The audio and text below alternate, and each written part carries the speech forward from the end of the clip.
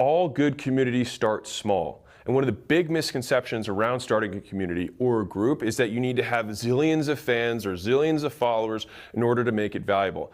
And honestly, it's actually couldn't be further from the truth. The massive communities have some of the hardest times maintaining value because there's so much chaos going on inside of it.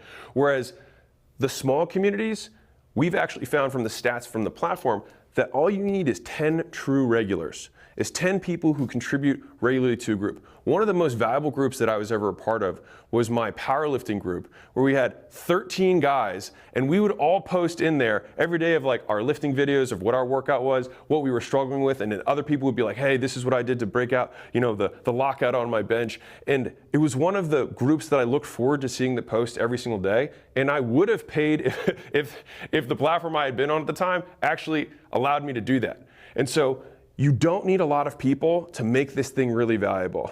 And so if you're like, okay, if this is all I need, then where do I start? Start with 3, all right? And start with 3 people because 3 is on the way to 10.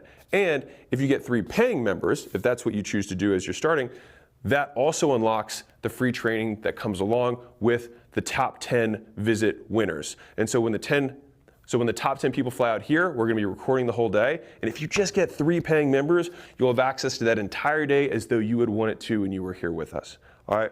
And so this is what it takes to start. This is what it takes all it takes to make a valuable community. And I wanna show a little bit of what's possible. So Kevin Kelly wrote a famous book called 1,000 True Fans.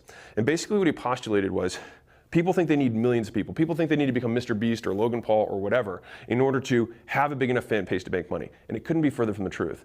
You only need 1,000 people. And with 1,000 people, when you compare it to 8 billion, you can be so specific about the things you're interested in. If you're a vegan mom powerlifter who loves cats, there's another 1,000 vegan mom powerlifters who love cats. And so the cool thing is that you can have cross-pollination of different interests that narrow the audience, but also make that audience's affinity with you so much higher. So let me give you an example. So if we have Joe Rogan Experience here, JRE, in the middle, all right? Now, he really likes aliens, okay?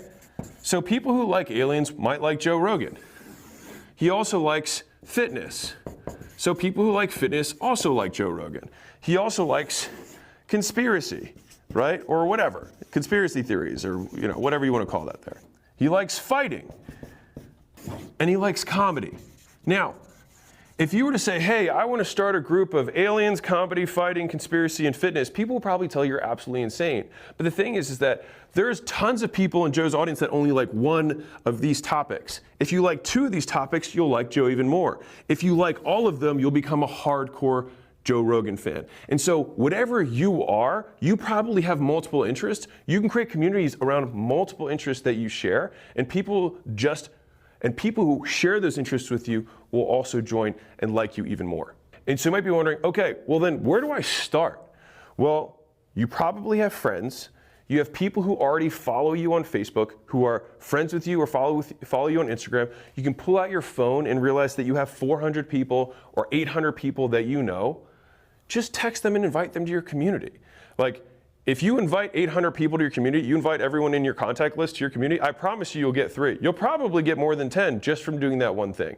And so right now, if you don't do that, realize that it's not because you don't know how, it's because you're afraid. And you don't need to be, because all we're doing is inviting people to a party. And if they don't show up, you can invite them to the next one.